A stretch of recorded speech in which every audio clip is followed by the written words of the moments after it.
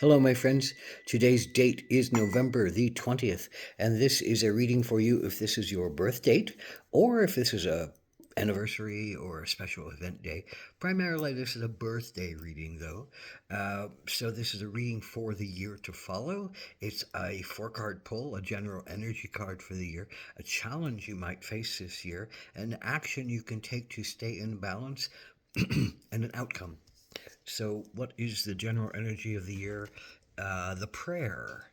And what does the prayer say to us? Well, for each of us, I think it's a sense of what is prayer? How do we humbly ask for guidance, clarity, assistance, love, communion? How do we, is it an act of surrender? Is it an act of gratitude? Is it an act of asking for something beyond ourselves and for others or for greater humanity? Is it the sense of um, becoming low and quiet and talking gently and humbly to Creator, to God, to Goddess, to all that is, uh, to yourself, to your higher self, to the sense of yourself as divine and sacred and connected and holy. And still, there needs to be a humbleness in that statement of if I am holy, then all others are holy. That has to be kind of the prerequisite. Prayer is something that lifts us out of our small states of being, and we might have to ask for something for our small states of being, but it lifts us out of our small states of being, and it says, I don't know what to do. I don't know what is truth. I don't know what is the next step. I don't know how I can help this other person. I don't know how I can help myself. I don't know how. So can you help me? Who is that?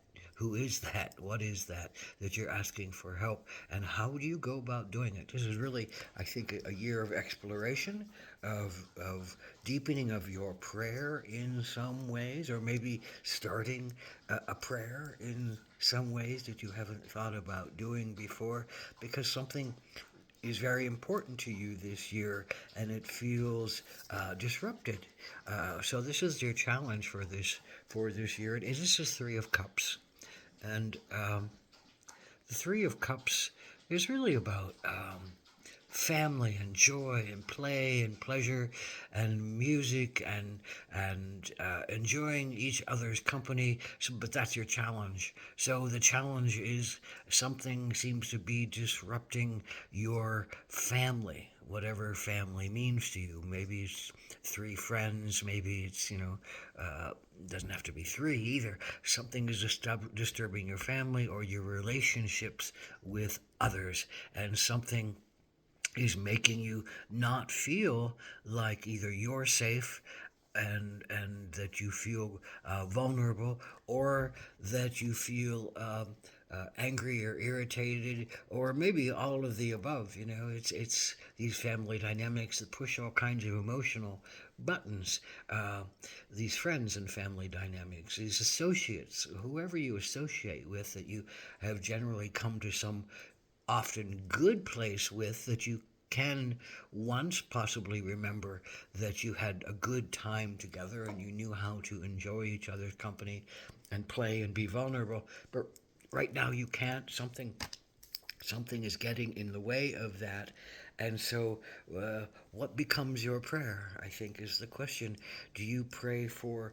Um, do you pray for all of you as a group? Do you pray for each individual to find their light?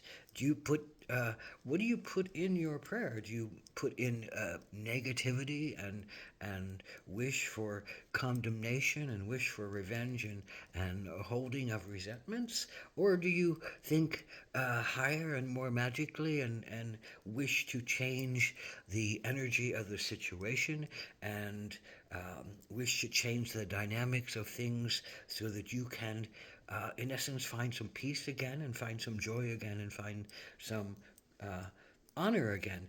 But, all in all, this is a question about how deep do you Do you wish to go in this relationship? And can you, even if you break up in this relationship or separate in this relationship, can you do it with grace? Can you do it with humility? Can you do it with honor?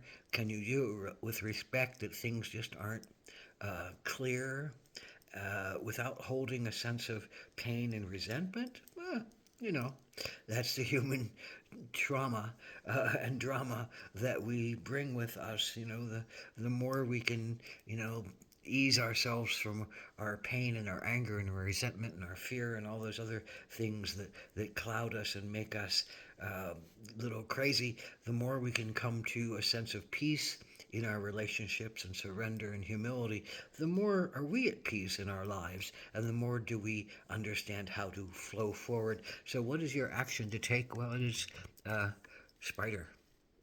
My light is a little hard on this. It is spider, and spider talks about creativity. Spider talks about language.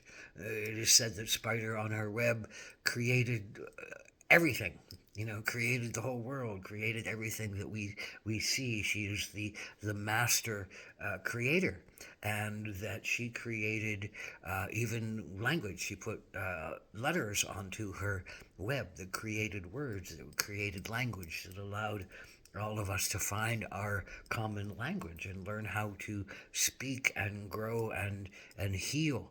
So something here is about looking at your language, looking at what words you create as your spell, looking at what prayers you offer up to the universe, to Creator, to God, to higher self, to consciousness, to uh, to and seeing what's your intention behind the prayer, to remember whether it's revenge or it's peace, to remember whether it's love or it's hatred, to remember whether it's uh, uh, feeling alone and abandoned and and out of the loop or out of the the love, and recognizing that maybe the others are doing the same thing, and you have some kind of common boundary here, some kind of common binding here that could allow you to think in higher thoughts and higher realms and higher recognitions, and ask for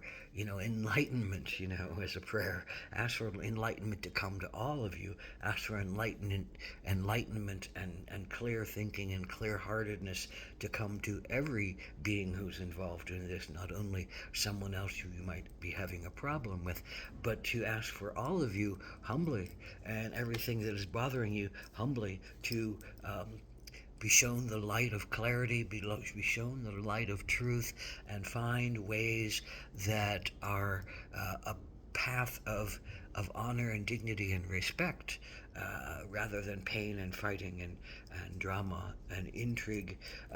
So that is a hearty challenge. It is a challenge that all of us, really, as humans, face. This is a particular strong year for you to face that. So somebody or some things or some bodies are very important to you, and they're pushing you because they're also almost very familiar to you. And when you're more familiar with somebody, are you allowed to go deeper in your own healing? So this is a year about healing, and I think this is ultimately a year about healing some old family wounds or soul wounds or childhood wounds that are ready to be healed. You're ready to be surrendered to opening to. You're ready to be opening your heart to a sense of communion that is not only respectful of your own pain, but also respectful of others. Can you grow in compassion this year?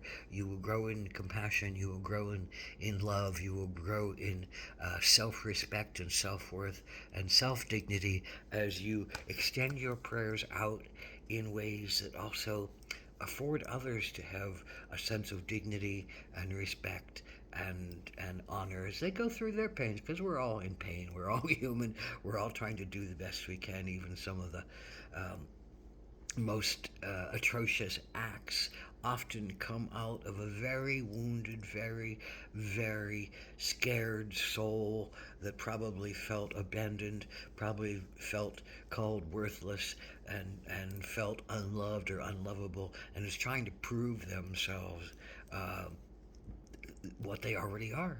But we do it in the way we do it, and we have a path that makes us do this kind of stuff. So may your prayers be heartfelt and sacred and connected to divine humility. Aho.